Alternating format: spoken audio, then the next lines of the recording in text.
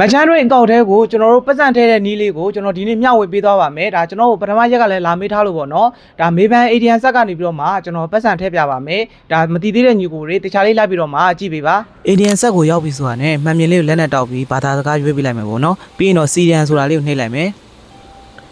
ပြီးရင်တော့ဒီဘက်တောင်းမှာရှိတယ်ပေါ့နော် Yes ဆိုတာလေးနှိပ်လိုက်မယ်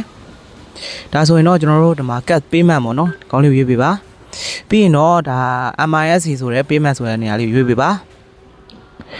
ဒီနေရာမှာကျွန်တော်တို့က merchant rate ကိုရှားမယ်ပေါ့နော်ဒီနေရာမှာမရှိဘူးဆိုရင်နောက်ထပ်တစ်ဆင့်ပေါ့နော်နေနဲ့သွားလိုက်ပါ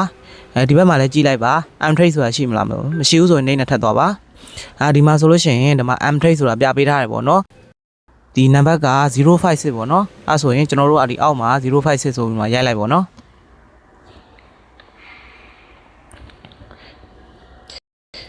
ရိုက်ပြီးသွားရင်တော့ဒီမှာ yes ဆိုတာလေးနှိပ်လိုက်ပေါ့နော်ဒီနေရာမှာကျွန်တော်တို့ကတ်မှာရှိတဲ့ဒါကတ်နံပါတ်တွေကိုဒီနေရာမှာရိုက်ထည့်ရမယ်ပေါ့နော်ကျွန်တော်တို့ကဒါကတ်တူကတ်ထည့်တာဖြစ်တဲ့အတွက်ကြောင့်မလို့ပါကတ်နံပါတ်လေးတွေကိုတော့ဒါတေချာပေါ့နော်မှန်မှန်ကန်လေးရိုက်ထည့်ပေးပါပြီးတော့ရင်တော့ yes ကိုနှိပ်လိုက်ပေါ့နော်ဒီနေရာမှာဒါကျွန်တော်တို့အကောက်ဖွင့်ထားတဲ့ဖုန်းနံပါတ်ပေါ့နော်ဒီဖုန်းနံပါတ်ကိုလည်းဒါထပ်ပြီးတော့မှထည့်ပေးရပါတယ်ဖုန်းနံပါတ်ကိုလည်းဒါတေချာလေးပေါ့နော်နှစ်ခေါက်လောက်ပြန်ပြီးတော့မှစစ်ကြည့်လိုက်ပါမှန်သွားတယ်ဆိုရင်တော့ yes ကိုနှိပ်လိုက်ပေါ့နော်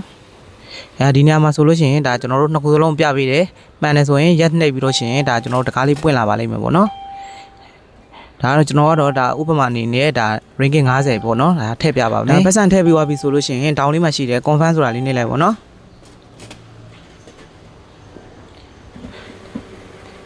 ဒါဒီမှာသူကအမောက်ပြပေးမယ်ပေါ့နော်ဒါ total အမောက်ကိုပြပေးပါလိမ့်မယ်ဒီမှာပေါ့နော်ထပ်ထည့်မယ်ဆိုလို့ရှိရင်လည်းသူကအပေါ်မှာ add ဆိုတာလေးနှိပ်လိုက်ပေါ့နော်မထည့်တော့ဆိုလို့ရှိရင်လည်း yes ဆိုတာလေးနှိပ်လိုက်ပါ